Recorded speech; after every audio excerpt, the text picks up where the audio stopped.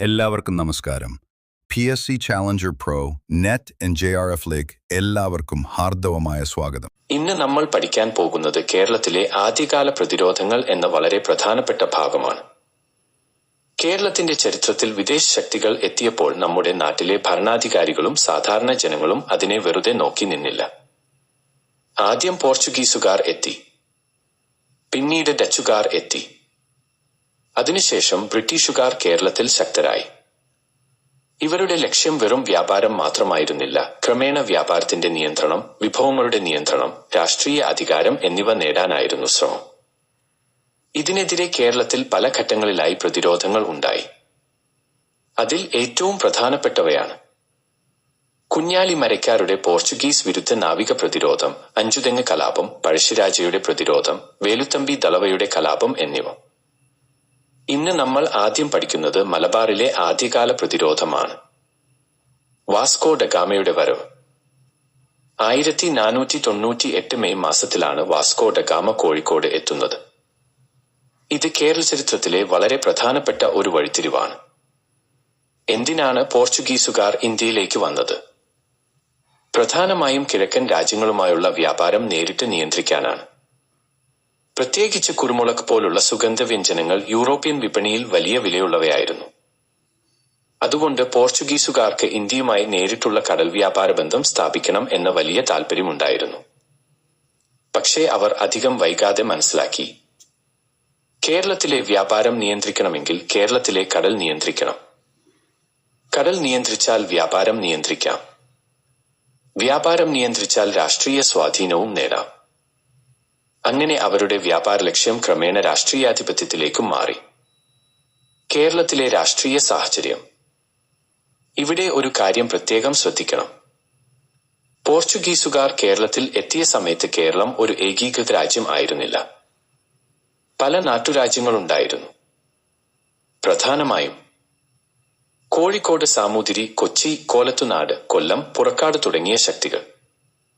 ഇവർക്കിടയിൽ രാഷ്ട്രീയ മത്സരങ്ങളും വൈരങ്ങളും ഉണ്ടായിരുന്നു. പ്രത്യേകിച്ച് സാമൂതിരിയും കൊച്ചി രാജാവും തമ്മിൽ വലിയ മത്സരം ഉണ്ടായിരുന്നു. കൊച്ചി രാജാവിന് സാമൂതിരിയുടെ മേൽക്കോയ്മയിൽ നിന്ന് പുറത്തുവരണം. അപ്പോഴാണ് പോർച്ചുഗീസുകാർ കൊച്ചിക്ക് ഒരു ശക്തനായ സഖ്യകക്ഷിയായി തോന്നിയത്. അതുകൊണ്ട് കൊച്ചി രാജാവ് പോർച്ചുഗീസുകാരുമായി സഹകരിച്ചു. ഇതാണ് പോർച്ചുഗീസുകാർക്ക് കേരളത്തിൽ ശക്തിയുറപ്പിക്കാൻ സഹായിച്ച പ്രധാന കാരണങ്ങളിൽ ഒന്ന്. സാമൂതിരി പോർച്ചുഗീസ് സംഘർഷം. കോഴിക്കോട്ടെത്തിയ പോർച്ചുഗീസുകാരുമായി സാമൂതിരിക്ക് നല്ല ബന്ധം ഉണ്ടാകുന്നില്ല. പോർച്ചുഗീസുകാർക്ക് കടൽ വ്യാപാരത്തിൽ ഏകാധിപത്യം വേണം. പക്ഷേ സാമൂതിരി അതിനെ അംഗീകരിച്ചില്ല. അങ്ങനെ സംഘർഷം ആരംഭിച്ചു. ഇവിടെയാണ് നമ്മുടെ അടുത്ത പ്രധാന കഥാപാത്രം എത്തുന്നത്, കുഞ്ഞാലി മരയ്ക്കാർ. കുഞ്ഞാലി മരയ്ക്കാർമാർ സാമൂതിരിയുടെ നാവികസേനയുടെ മേധാവിമാരായിരുന്നു. അവർ പോർച്ചുഗീസുകാർക്കെതിരെ കടലിൽ ശക്തമായ പ്രതിരോധം സംഘടിപ്പിച്ചു. ഇവരുടെ ഏറ്റവും വലിയ പ്രത്യേകത എന്തായിരുന്നു? പോർച്ചുഗീസുകാർക്ക് വലിയ കപ്പലുകളുണ്ടായിരുന്നു. പക്ഷേ കുഞ്ഞാലിമാർ ചെറിയതും വേഗതയേറിയതുമായ വള്ളങ്ങളാണ് ഉപയോഗിച്ചത്. പെട്ടെന്ന് ആക്രമിക്കും, പിന്നെ ഉടൻ പിൻവാങ്ങും, വീണ്ടും മറ്റൊരു സ്ഥലത്ത് നിന്ന് ആക്രമിക്കും. ഇതാണ് നാവിക ഗറില്ല യുദ്ധരീതി. കുട്ടി അലി മരയ്ക്കാർ. കുഞ്ഞാലി മരയ്ക്കാർമാരിൽ ധീരനായ നേതാവായിരുന്നു കുട്ടിയാലി. 1524 അദ്ദേഹത്തിന്റെ നേതൃത്വത്തിൽ കോഴിക്കോട് നാവികസേന പോർച്ചുഗീസ് കപ്പലുകൾക്കെതിരെ ശക്തമായ ആക്രമണം നടത്തി. വലിയ കപ്പലുകളെ നേരിട്ട് ഏറ്റുമുട്ടുന്നതിനു പകരം ചെറിയ വള്ളങ്ങൾ പെട്ടെന്നുള്ള ആക്രമണം, നാശനഷ്ടം, പിൻവാങ്ങൽ എന്ന രീതിയായിരുന്നു. ഇതിലൂടെ പോർച്ചുഗീസ് കപ്പൽ ഗതാഗതം വലിയ രീതിയിൽ തടസ്സപ്പെട്ടു. ചാലിയം കോട്ട. പോർച്ചുഗീസുകാർക്ക് കുഞ്ഞാലിമാരെ നേരിടാൻ ഒരു ശക്തമായ സൈനിക കേന്ദ്രം വേണമായിരുന്നു. അതുകൊണ്ട് അവർ ചാലിയത്ത് കോട്ട നിർമ്മിച്ചു. ഈ കോട്ട സാമൂതിരിയുടെ പ്രദേശത്തെ ആക്രമിക്കാൻ വളരെ പ്രധാനപ്പെട്ട കേന്ദ്രമായി. പക്ഷേ കുഞ്ഞാലിമാർ പ്രതിരോധം അവസാനിപ്പിച്ചില്ല. സാമൂതിരിയും പോർച്ചുഗീസുകാരും. ഇവിടെ ചരിത്രത്തിലെ ഒരു വലിയ വിരോധാഭാസം കാണാം. ആദ്യം പോർച്ചുഗീസുകാർക്കെതിരെ സാമൂതിരിയോടൊപ്പം പോരാടിയവരായിരുന്നു കുഞ്ഞാലിമാർ. പക്ഷേ പിന്നീട് കുഞ്ഞാലിമാരുടെ ശക്തി വർദ്ധിക്കുകയും അവർ സാമൂതിരിയുടെ അധികാരത്തെ തന്നെ ചോദ്യം ചെയ്യുകയും ചെയ്തു. അങ്ങനെ സാമൂതിരിയും പോർച്ചുഗീസുകാരും ചേർന്ന് കുഞ്ഞാലിമാർക്കെതിരെ പ്രവർത്തിച്ചു. കുഞ്ഞാലി നാലാമന്റെ അന്ത്യം. 1595 കുഞ്ഞാലി നാലാമൻ നേതാവായി. അദ്ദേഹം തന്റെ കോട്ട ശക്തിപ്പെടുത്തി. സാമൂതിരിയുടെ അധികാരത്തെ ചോദ്യം ചെയ്തു. അങ്ങനെ ബന്ധം പൂർണ്ണമായി തകർന്നു. 1600 സാമൂതിരി ഏകദേശം 6000 സൈനികരുമായി കുഞ്ഞാലിയുടെ കോട്ട ആക്രമിച്ചു. പോർച്ചുഗീസ് നാവികസേനയും സാമൂതിരിയെ സഹായിച്ചു. അവസാനം കുഞ്ഞാലി കീഴടങ്ങി.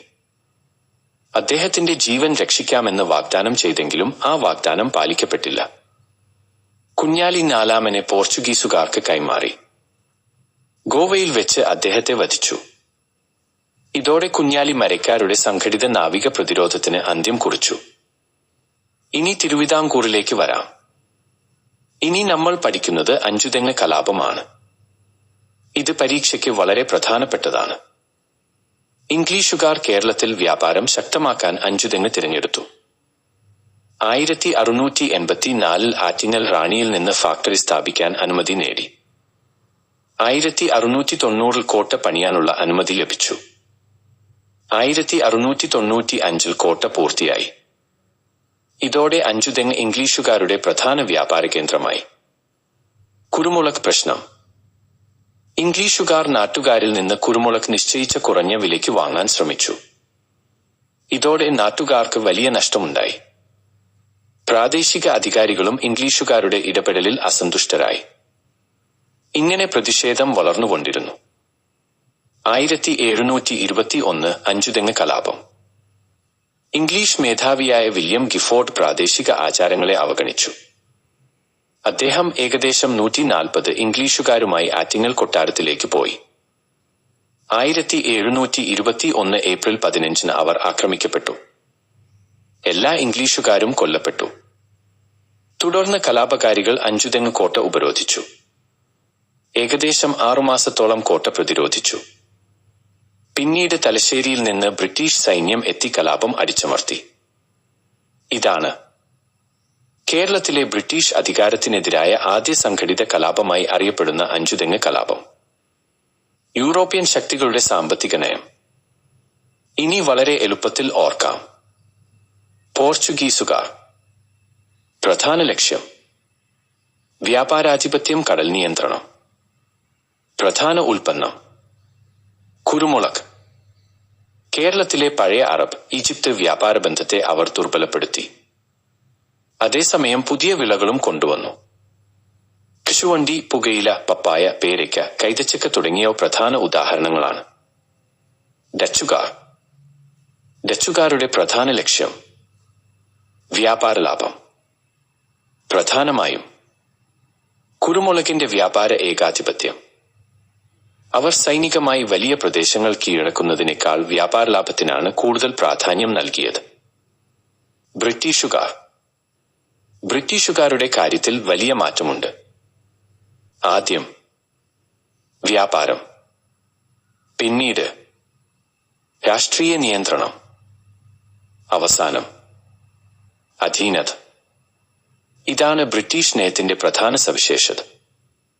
മലബാർ നേരിട്ട് ബ്രിട്ടീഷ് നിയന്ത്രണത്തിലായി. എന്നാൽ കൊച്ചിയിലും തിരുവിതാംകൂറിലും ആദ്യം അധീന സഖ്യനയം ഉപയോഗിച്ചു. 1792 ശ്രീരംഗപട്ടണം ഉടമ്പടി. 1792 ശ്രീരംഗപട്ടണം ഉടമ്പടിയിലൂടെ മലബാറിന്റെ ഭൂരിഭാഗവും ബ്രിട്ടീഷുകാരുടെ നിയന്ത്രണത്തിലായി. 1799 ടിപ്പു സുൽത്താൻ പരാജയപ്പെട്ടതോടെ ബ്രിട്ടീഷ് ശക്തി വീണ്ടും വർദ്ധിച്ചു. 1805 തിരുവിതാംകൂർ. 1805 ഉടമ്പടി വളരെ പ്രധാനപ്പെട്ടതാണ്. തിരുവിതാംകൂർ ബ്രിട്ടീഷ് സംരക്ഷണം അംഗീകരിച്ചു. വർഷം 8 ലക്ഷം രൂപ കപ്പം നൽകേണ്ടി വന്നു. ആഭ്യന്തര കാര്യങ്ങളിലും ബ്രിട്ടീഷുകാർക്ക് ഇടപെടാനുള്ള അവകാശം ലഭിച്ചു. അതിനാൽ 1805 ഉടമ്പടി തിരുവിതാംകൂറിന്റെ രാഷ്ട്രീയ സ്വാതന്ത്ര്യത്തിന്റെ വലിയൊരു ഭാഗം നഷ്ടപ്പെട്ടു.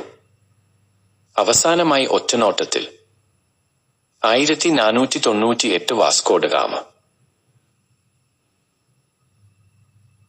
പോർച്ചുഗീസ് വ്യാപാരാധിപത്യം. കുഞ്ഞാലിമരക്കാർ നാവിക ഗറില്ല പ്രതിരോധം. 1600 കുഞ്ഞാലിസ്തന്റെ പതനം. അഞ്ചുതെങ്ങിലെ ഇംഗ്ലീഷ് വ്യാപാര കേന്ദ്രം. 1721 അഞ്ചുതെങ്ങ് കലാപം. ഡച്ചുകാർ കുരുമുളക് വ്യാപാര ഏകാധിപത്യം. ബ്രിട്ടീഷുകാർ വ്യാപാരത്തിൽ നിന്ന് രാഷ്ട്രീയ അധീനതയിലേക്ക്. 1792 മലബാർ ബ്രിട്ടീഷ് നിയന്ത്രണത്തിൽ.